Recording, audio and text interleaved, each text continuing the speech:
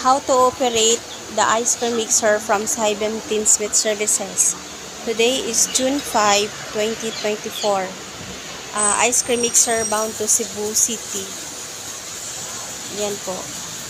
Ito po ang ating yeluhan.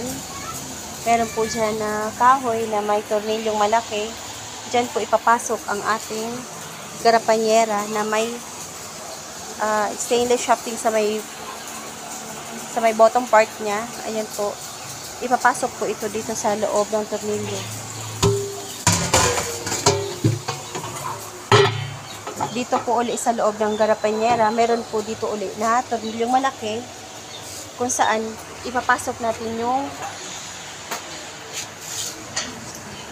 yung shafting ng sa LC or a mixing blade ng ating ice cream mixer.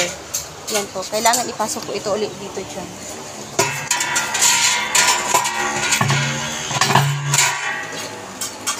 Ito po, may banggaan po dito.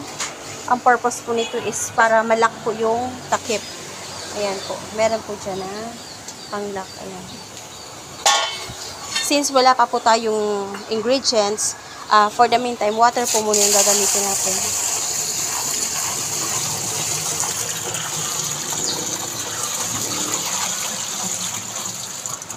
Ayan. Ayan.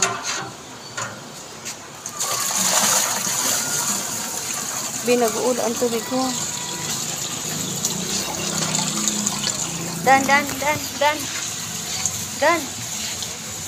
So, parang kuya na ko.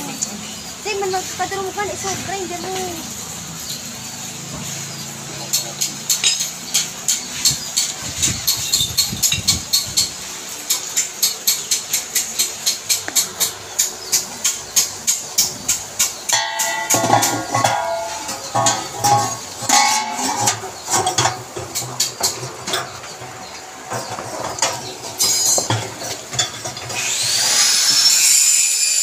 Ito po ang ating ihi pasok sa loob para dito.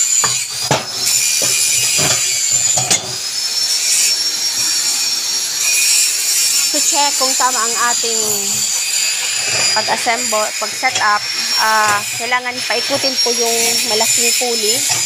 Ayan, tinatry po kung magaan yung ikot. Ibig sabihin, nakabalansi po siya dito sa loob. Ayan. Since, okay? Ayan, pwede na po natin simulan ang pag-operate.